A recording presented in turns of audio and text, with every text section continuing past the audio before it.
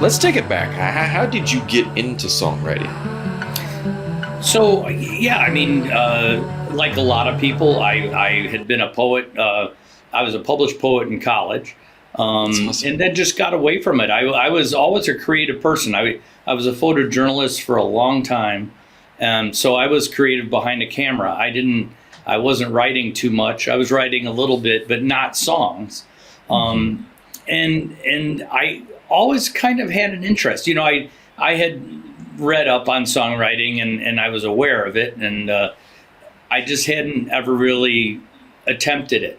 And I did some editorial writing, and so I have a decent grasp of the English language, and many photographers don't, but I do. And so I just hit a point where I thought, you know what, it's time. And I spent right out of college. I went to Illinois State University. I graduated from there, and I moved to Central Texas. So this northerner from suburban Chicago ends up in a small town in Central Texas, and that might as well have been the middle of South America, because it's really a different world, and it's totally different cultures. Different. Yeah, totally different. It really cultures. is. And musically speaking, I went from listening to top 40 radio to being right in the middle of a really super interesting musical universe, because Texas is its own beast when it comes to music. And I didn't know that prior to living there, but I found out, and it's a funny story how I really got into the songwriting of some of the greats down in Texas. This was in the 80s. I ended up in a room with Jerry Lee Lewis. What? Yeah. What? So I was a newspaper photographer, and I came in one day, and the last assignment of the day was to go to the Load and Shoot bar, and that was a Western bar in Temple, Texas, right off of I-35. And I needed to take just a portrait shot of Jerry Lee Lewis. He was going to perform that night. And so I had all my other work done. I walked into this bar, and the guy behind the bar says, "Yeah, just go back through that door. He's back there." And so I walked through the bar, I opened the door, and there sits Jerry Lee Lewis. And he's in a white t-shirt. He's got black dress pants on. His feet are up. He's got these long-toed black not patent leather, but black shiny shoes. He's got a pistol in one hand. This is just surreal, but this is how it was. He's got a pistol in one hand, and he's got a long neck, Shiner long neck in his other hand. So he's got this beer in one hand, he's got a gun in the other, and his feet up on this thing, and he's in there by himself. And that's how I met Jerry Lee Lewis. It was crazy. And you know, I did meet some other artists when I was in college. Hang on. When you walked in the room, did he put the gun away, or did he? Was it just like kind of like play with it, training it on you or something? I don't know. He didn't know that I was about to walk in, and he was in there by himself. So it's not like he was threatening me. But I don't know how many beers he'd had. I was a little concerned at first, but you're right. He set it down. There was a table. He was just. There was a dressing table with a bunch of bulbs around it, and his back was to that. And he looked like Jerry Lee Lewis. His hair was slicked back. He had a white t-shirt on, and I wanted that picture, and that's what I said to him before he put the gun down. I said, "This is the portrait I need. This is an amazing picture waiting to be taken." And he said, "No, not." He didn't want the beer in his hand either. So. What a picture. Anyway, but I ended up staying there and having a couple beers with him, and that's awesome. 2 hours probably we sat and talked, and he said to me, he learned that I was from Chicago and that I knew nothing about the music down there, and he said, there's some great artists in Texas, and he mentioned Townes Van Zandt, he mentioned Guy Clark, Blaze Foley. He started rattling off these names, and the only artist I'd seen since moving there, I'd only been there 3 months, was Stevie Ray Vaughan, who had released his Texas Flood album. I'd seen him a couple times in Austin, and I was going to see blues music down at Antone's in Austin. I was about 65 miles north of Austin. So I would go down to Antone's and see, some of the amazing, William Barton and Angela Straley and some of these great blues artists that were going through there. And then, of course, Stevie Ray Vaughan, who was just starting to explode at the time. Yeah. But that was the person who said, you need to listen to these guys. There's a great music going on here in Texas, and you need to check them out because they're writing the real stuff. And he also mentioned Steve Earle, and so I started listening to him, and that's my whole musical universe became changed. It just changed and evolved. Wow. You have now taken the cake for coolest celebrity story ever right there. That's pretty awesome. Walking on a Jerry Lee Lewis holding a gun and a beer is just pretty. That's right. Pretty and he can deny it all he wants, but that's what he's doing. He wasn't shooting it or anything. I don't even know if it was loaded, but as far as I was concerned, it could have been and probably was. Right. I'm a photographer as well. And so I still shoot film. I love film photography. And there was one moment where I was driving down the street. And so in Vietnam, they have a certain type of monk. There's some of the monks that are that work at the pagodas, and they're not like, I don't know, they're more like just a regular pastor would be in the West, right? But there's also a different type of monk in Asia, kind of like a mendicant monk. So they just kind of wander. And like the thing is they wander and they just go out, and they're always trying to be very focused and chill, and they just ignore everything, and that's kind of their thing, right? There was one day where there was this monk, it was actually a nun, and she was walking down the street, and the wind was catching her robes.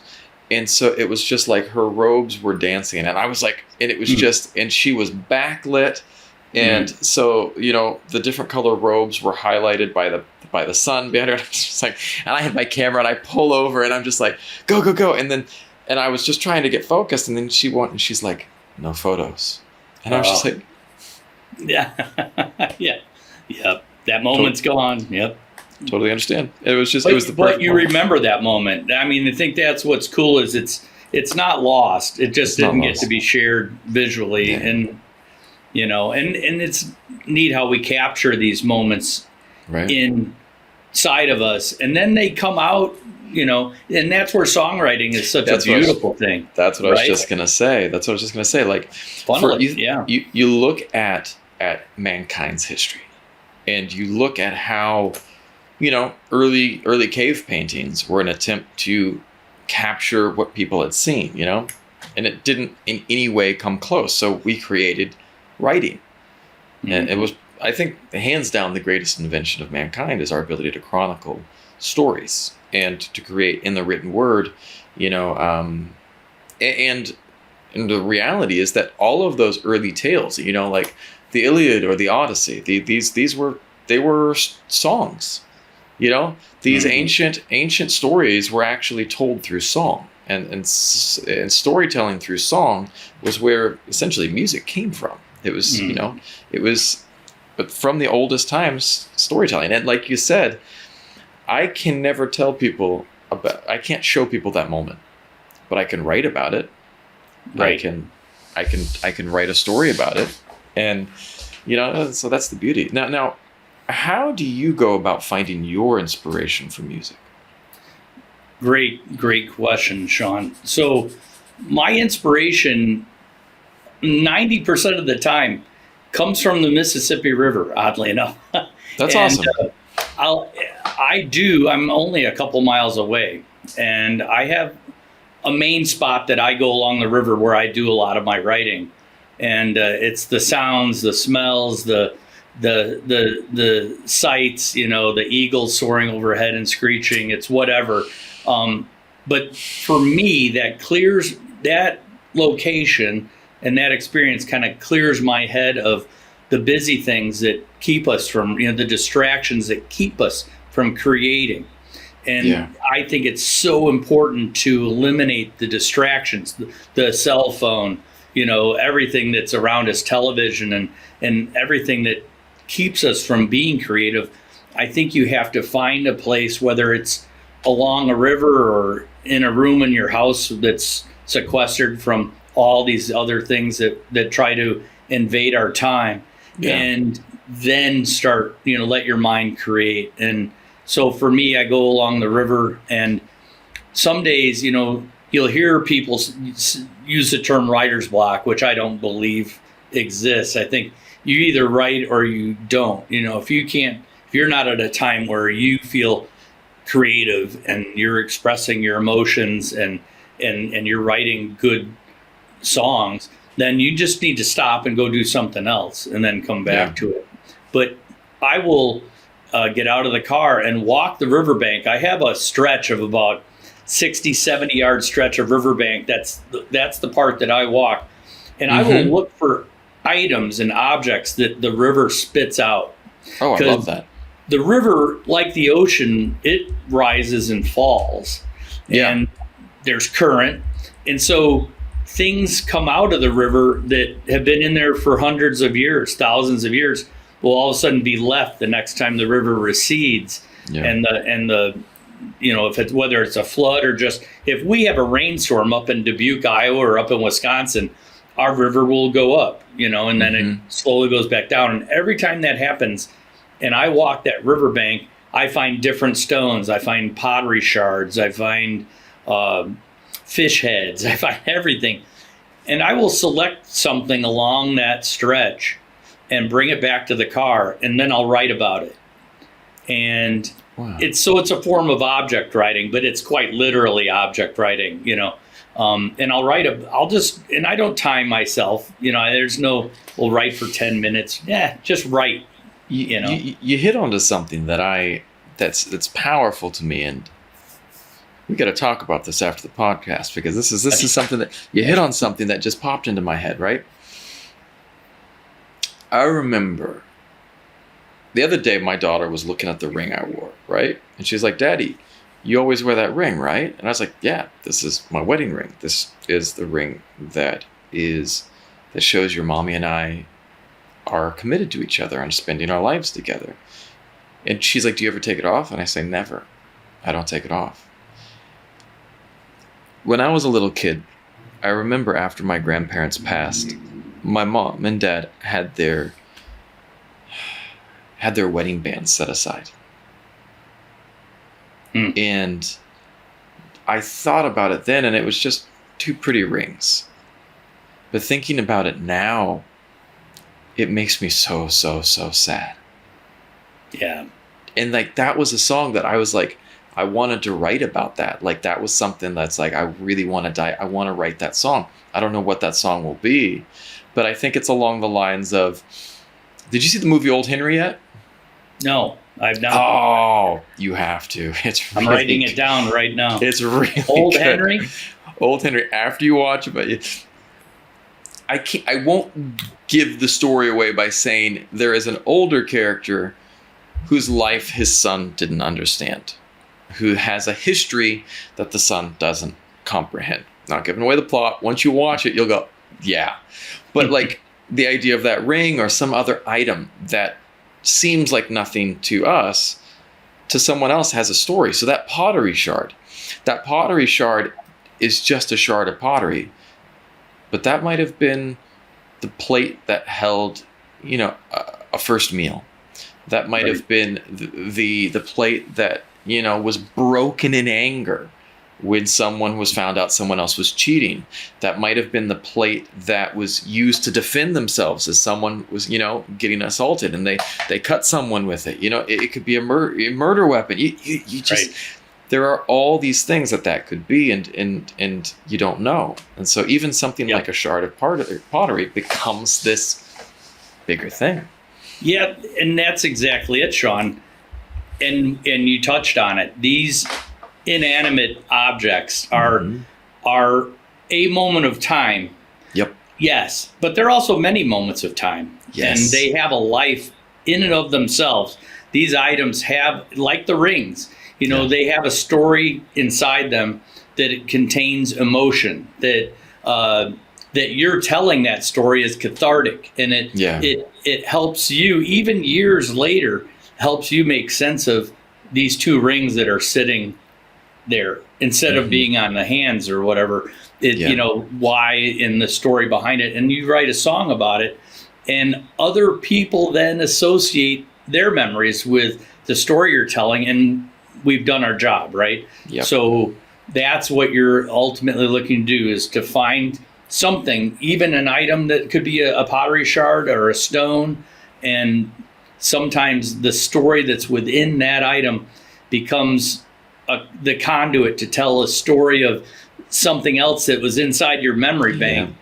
And then other people are like, oh yeah. Because it's not about the ring. It's about loss. It's about love. It's about commitment. It's about, memory. And so the ring is simply a vessel that serves as your ability to kind of make the story three-dimensional, Yes. Give it space and give it legs to walk. It's great that you recognize that, though, because, and especially since you haven't written many songs. And I think, if you recognize that, that shows the potential that you have to pull stories out of anywhere. I mean, we spoke about me meeting Jerry Lee Lewis. Well, my very first song, which is not a good song, it just isn't a good song, but it's called Ivory Triggers. And it literally, I wrote about that experience, right? It's a better title than it is a song, but it's,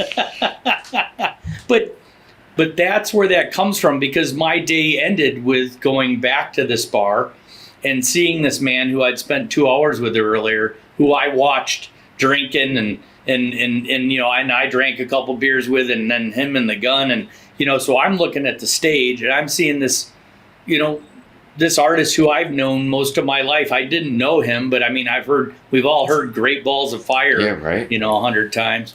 Right. And watching him bounce around on that piano bench, pounding on those keys, and knowing that this is his life. He's going to go to the next town, and he might sit in the back of that bar with his feet up, having a beer, and caressing that pistol. And so that experience, evokes emotion in me years later and manifests itself into a song, but not a good song. Yeah. Now, if you could go back in time and give some advice to your younger self, what advice would you give yourself? Oh, be patient. The patience, we're not going to get into patience as a virtue. I know it's a cliche, but the fact is, you can't expect, and this is no matter what you do, don't expect overnight success. Everything we do, everything I've done in my life, whether it's been photography or hosting the food show or songwriting, there are steps. There is a learning process to become proficient and to get to the point where what you're doing is good. And I mean, you can get lucky maybe, but to do something well consistently, you have to be patient and you have to put the work in. And that's, again, so crucial when it comes to songwriting. And that's what I would also say to my younger self. Be patient, but continue, because there was maybe the first couple of months, I'm like, oh, this doesn't work. I can't, my rhymes are all perfect. And, it's just not very complex.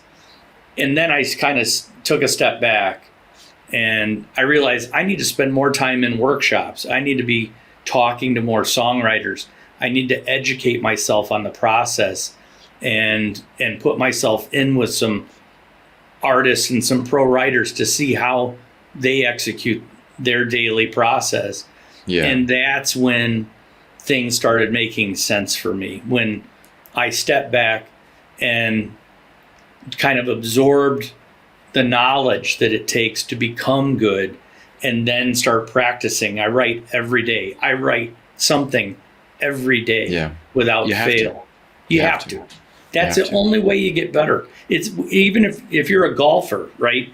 You're going to have to go out and you got to learn how to swing the club. You got to learn how to hold your body and your legs, and you can't do it all the first time you go out.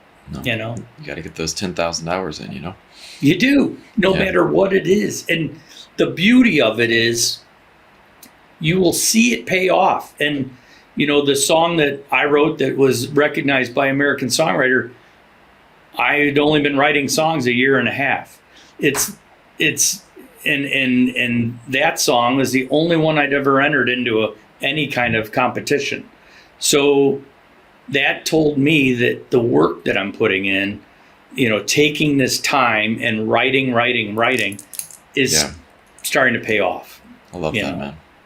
Then because it grows confidence. And then when you grow confidence, then you start taking chances with your writing, because there has to be some risk, to have the reward. And you need to know the rules to break the rules. There's all sorts of things here right?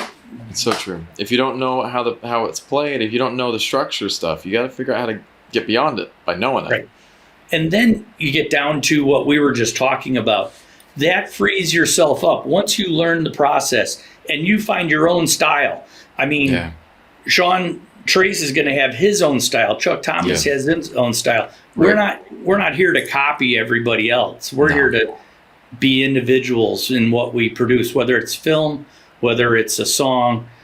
We want to have our mark on it. And once you get to that point, and I'm getting there. I'm getting close. I can see it.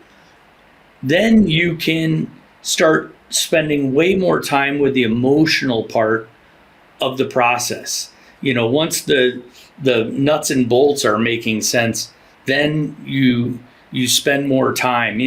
I lost a very good friend early this year who suffered for his whole life from depression, and he took his own life. And now I'm in this process of writing songs, and 2 weeks after it happened, I wrote a song called Prayers to You, which was a note that he never wrote a note to his wife, and he never wrote a goodbye note. But I wrote a song that would have been that note had he written it. And it was it's funny how we process emotion and grief and whatnot, including as songwriters or creators of any type. I wrote a song that was very compassionate and it was definitely a grieving thing.